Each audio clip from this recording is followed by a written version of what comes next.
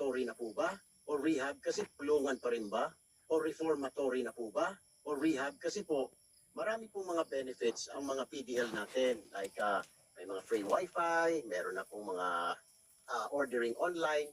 Kasama daw ho yun sa human rights ng mga tao ayon kay General Katapang, lalo na raw po yung mga drug lord na mga foreigner, ayaw kumain ng mga lutong 70 pesos na pagkain, so kailangan mag-order ng mga fast food.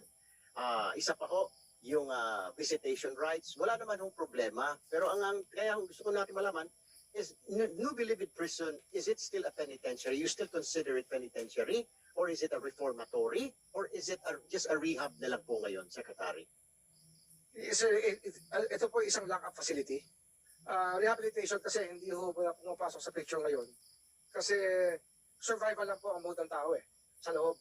Ang problema ho dito talaga, nagkaroon ng economic classes sa loob. Meron ho talaga influential na nananaig po sa loob ng kulungan. Ito po yung mga drug lord at yung mga mayayaman. Mas privilege po ang buhay nila. Pero the rest po talaga, kawawa talaga ang ating mga nakakulong na kapwa Pilipino. I think that we have to rehabilitate it properly for it to be a rehab facility, sir.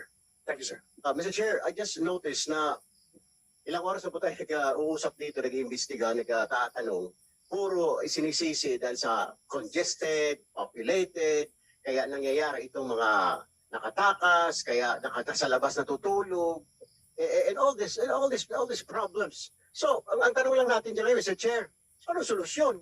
Wala tayong solusyon kasi napakadami hanggat hindi pa nalilipat, hanggat hindi pa nakapag-construct ng kulungan sa ibang lugar. So paulit-ulit ho natin, Mr. Chair, makikita itong problema. May mawawala, bukas makalawa, may mamamatay, patuloy ang kalakaran, mga baril, may riot kasi congested. So wala po tayo, Mr. Chair, solusyon. So ituturo na naman ang gobyerno. Ituturo, mapapagalitan ng gobyerno kasi hindi nagbibigay ng budget. Alam naman natin na hindi naman ganun kayaman po ang gobyerno. So ano po solusyon dyan? Yun lang po sa akin, Mr. Chair, na we have to find a solution. That's not an excuse, Mr. Chair. Dahil sobrang congested na. For the meantime, you have to do something about it. Otherwise, Mr. Chair, mga inotin silang lahat doon. Di ho ba?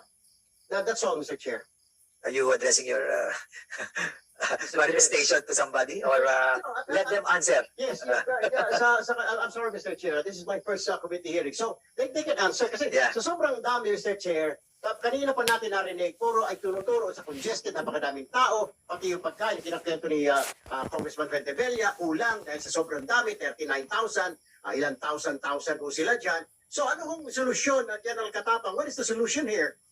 So we expect na ito po ay mauulit-ulit, may mawawala after kataruhan, di pa ito matutuldukan.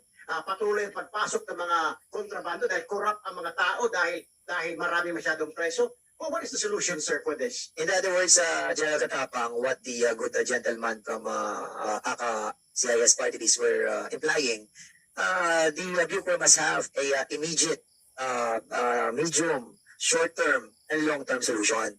A while ago, we were all discussing the long-term solution, and precisely we have to have as well an immediate remedies on the issues that we are tackling. So, probably you can answer with all your heart, with a bigger budget, with the less facilities for the inmates. What are your immediate solution and what is your short-term solution? Reformatory na po ba? O rehab? Init ang sagutan ni na Vice President Sara Duterte versus Senator Risa Hontiveros at Congresswoman Franz Castro. I do not respect Ms. Castro and Ms. Ontiveros. I have no respect for them. Berta naman ang senadora.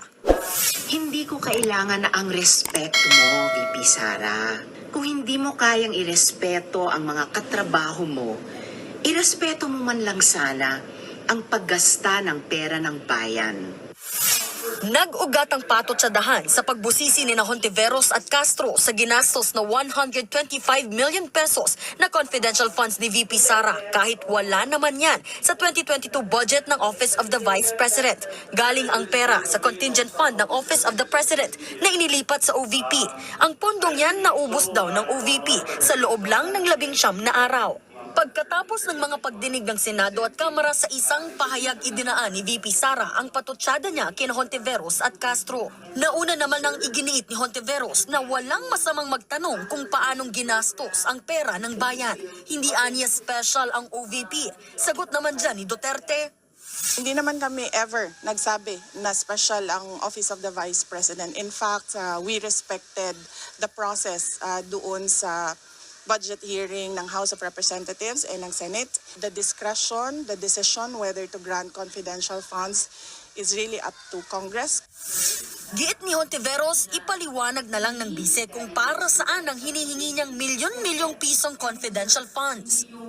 Higit isang linggo na, simula nang nag-hearing tungkol sa confidential funds. Pero mas marami ka pang patutsada kaysa sa paliwanag. Ganyan din ang ipinunto ni ACT Teachers Party List Representative Franz Castro. Bukod sa confidential funds, pinuna rin ng kongresista ang nasa 2 milyong estudyanteng hindi nakapag-enroll ngayong school year. Tanong niya kay VP Sara na siya ring tumatayong Education Secretary, nasaan ang mga hindi nakapag-enroll? Sagot ng bise, Pahanap niya sa akin ang mga bata na para bang kinuha ko yung mga bata na yan kasi kung saan-saan. Si Franz Castro, kinuha niya yung mga bata dyan sa Talaingod kasi ililipat niya doon sa Manila para mag-rally. Siya yung may kidnapping. Siya yung may human trafficking. pinabulaanan naman niya ni Castro. Itong trump up cases na child abuse. So funny talaga, so nakakatawa talaga. Wag siyang mamersonal kasi ang sinatanong ko lang naman saan niya ba dinala yung confidential fund. Sa susunod na linggo, isasalang na sa plenary debates ang panukalang budget para sa 2024. Ayon sa House Appropriations Committee, hindi ginalaw ang hiling na kabuuang 650 million pesos na confidential funds ng OVP at DepEd. Nagbabalita mula sa Frontline, Marian Enriquez,